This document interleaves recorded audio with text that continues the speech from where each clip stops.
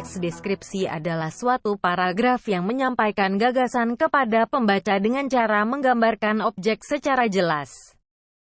Melalui teks deskripsi, pembaca seolah-olah merasakan langsung apa yang sedang diungkapkan dalam teks tersebut. Supaya dapat mendeskripsikan objek, maka digunakan kata sifat untuk menggambarkan watak atau keadaan suatu objek secara nyata sesuai dengan fakta. Informasi merupakan info-info dalam teks yang memiliki peranan penting yang disampaikan kepada pembaca. Beberapa langkah yang dapat dilakukan guna merinci informasi teks deskripsi yaitu sebagai berikut. Membaca teks secara keseluruhan. Mencatat informasi penting dari teks. Membuat pemetaan isi teks deskripsi.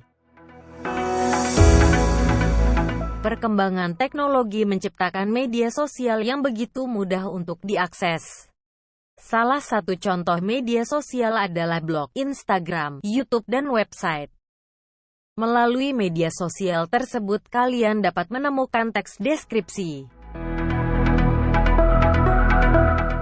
Kata umum adalah kata-kata yang memiliki makna dan cakupan pemakaian yang lebih luas. Kata-kata yang termasuk dalam kata umum disebut dengan hipernim. Kata khusus adalah kata-kata yang ruang lingkup dan cakupan maknanya lebih sempit atau disebut juga dengan hiponim. Kalimat penjelas merupakan kalimat yang berisi rincian atau keterangan suatu objek. Majas adalah suatu gaya bahasa yang berbentuk kiasan, perumpamaan yang digunakan untuk memperindah suatu kalimat. Kata ganti adalah kata yang digunakan untuk merujuk subjek atau objek tanpa harus mengulang penyebutan namanya.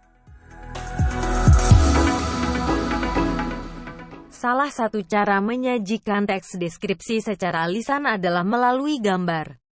Pada saat kalian mendeskripsikan gambar, maka pola pengembangan yang digunakan yaitu pola pengembangan spasial atau sudut pandang. Kemudian menggunakan bahasa yang efektif dan komunikatif agar teks deskripsi yang kalian sampaikan mudah dipahami. Vlog adalah salah satu jenis media pembelajaran atau aktivitas yang banyak diminati oleh para generasi milenial, terutama pada saluran YouTube.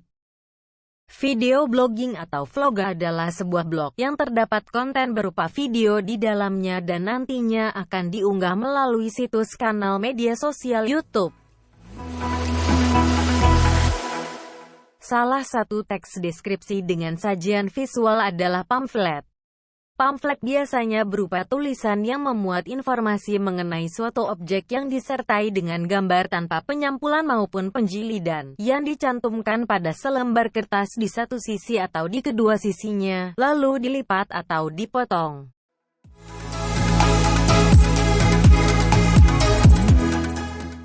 Berikut ini hal-hal yang harus diperhatikan dalam menganalisis teks deskripsi dalam sajian visual. Huruf kapital digunakan sebagai huruf pertama awal kalimat. Huruf kapital digunakan sebagai huruf pertama unsur nama orang, termasuk julukan.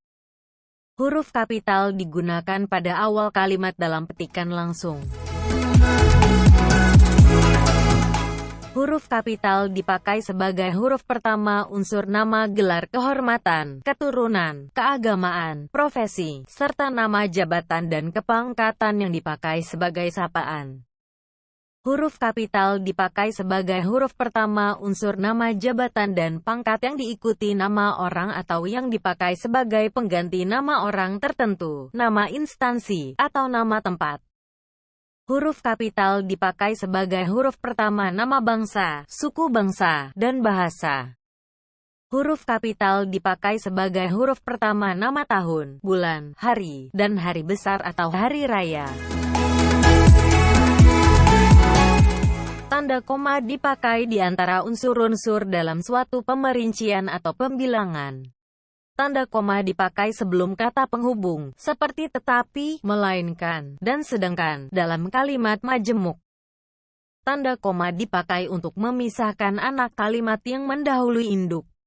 Tanda koma dipakai di belakang kata atau ungkapan penghubung antar kalimat, seperti oleh karena itu, jadi, dengan demikian, sehubungan dengan itu, dan meskipun demikian. Tanda titik dipakai pada akhir kalimat pernyataan. Tanda titik dipakai di belakang angka atau huruf dalam suatu bagan, ikhtisar, atau daftar. Tanda titik dipakai untuk memisahkan angka jam, menit, dan detik yang menunjukkan waktu atau jangka waktu. Tanda titik dipakai dalam daftar pustaka di antara nama penulis, tahun, judul tulisan.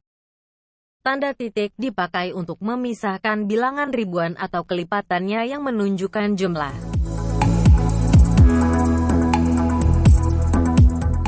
Aturan imbuhan, prefiks mi. Prefiks mi akan luluh bila bertemu kata dasar yang berawalan k, t, sp, misalnya. Kata tulis bila mendapat awalan mi menjadi menulis dan bukan mentulis. Kata sapu bila mendapat awalan mi menjadi berubah bentuk menyapu dan bukan mensapu. Prefiks mi akan berubah bentuk menjadi menge bila bertemu dengan kata dasar yang terdiri dari satu suku kata.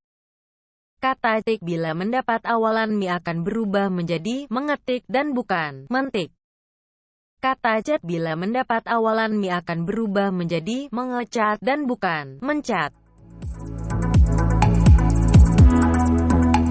Prefiks mi tidak berubah bila bertemu kata dasar yang rangkap konsonan, walaupun kata dasar tersebut berawalan k, t, sp, misalnya. Kata produksi bila mendapat awalan mi menjadi memproduksi, tanpa ada perubahan awalan.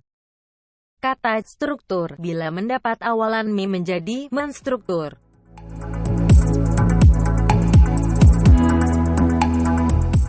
Awalan berumumnya untuk verba. Fungsi utama verba dalam kalimat adalah sebagai pengisi predikat. Ada sejumlah kecil bentukan yang berimbuhan yang jarang mengisi fungsi predikat sehingga statusnya verba pudar. Awalan biasanya dibubuhkan pada kata benda, kata sifat, atau kata kerja.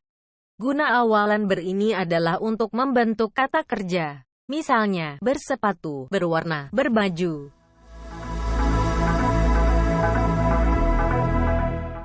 Memaparkan ciri benda kesukaan.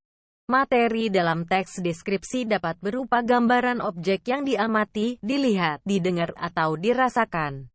Misalnya, tayangan video atau gambar. Pola pengembangan yang digunakan adalah pola pengembangan spasial atau sudut pandang.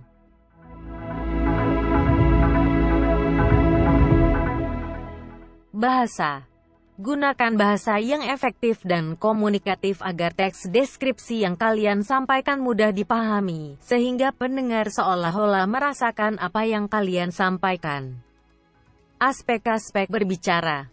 Perhatikan vokal, intonasi, dan artikulasi yang kalian gunakan ketika menyampaikan teks deskripsi secara lisan.